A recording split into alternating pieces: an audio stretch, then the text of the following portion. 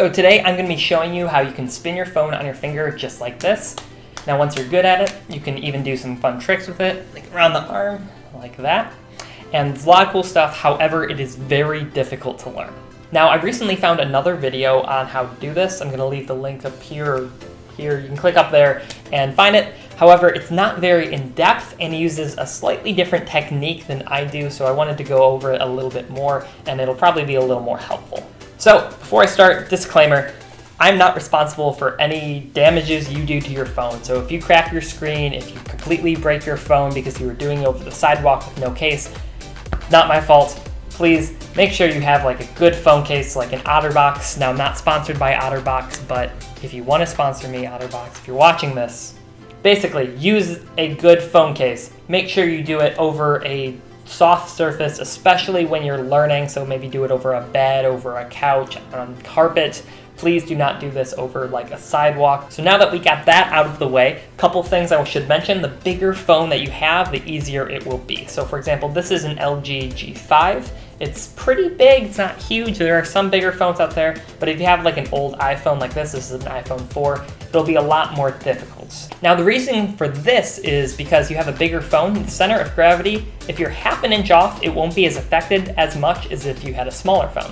If you have a small phone and you're half an inch off, then it's not gonna spin at all. But if you're half an inch off on here, it's still gonna spin pretty well. Now in terms of cases, the best case for this is probably something with like a hard rubber.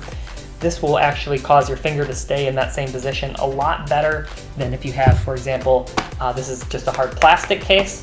And this one, you still can spin it, but it's a lot more difficult. You almost have to keep it spinning yourself. So if you already know how to spin a flat surface, like maybe a Frisbee or a tray or a book, you might think that's a similar motion. For example, here's a calendar.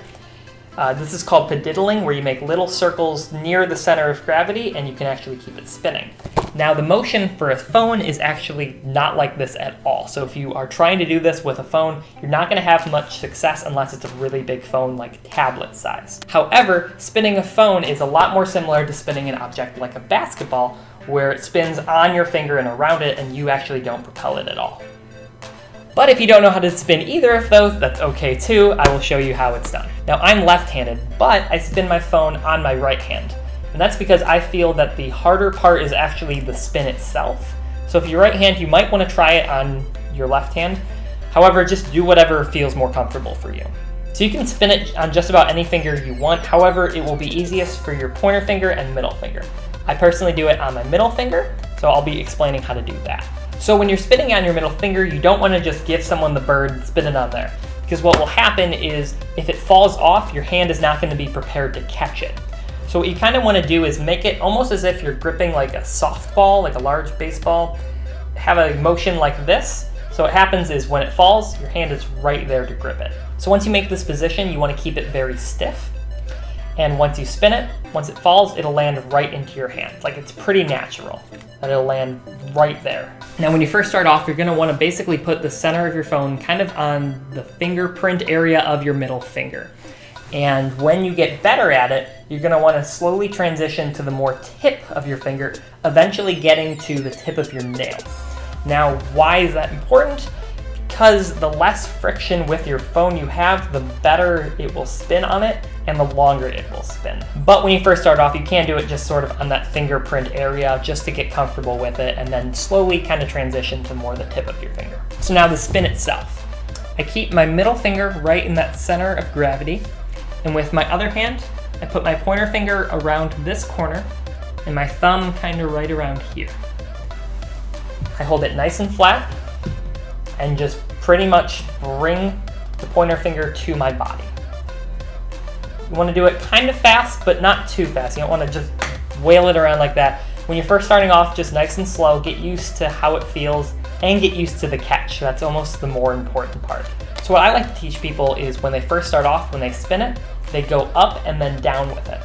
So during the spin, go up, and then while it's spinning, go a little down.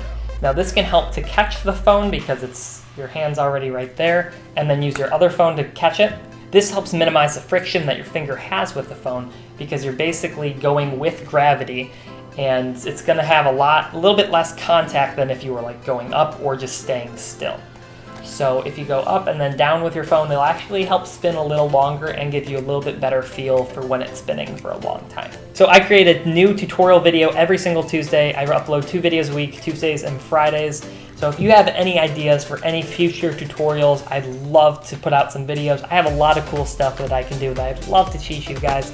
So maybe if you want to learn how to spin a basketball or spin a tray, I could create a tutorial for that if there's some interest. So thank you for watching this entire video. I really appreciate it. If you could leave a like and subscribe to my channel. Thank you guys for watching again. Peace.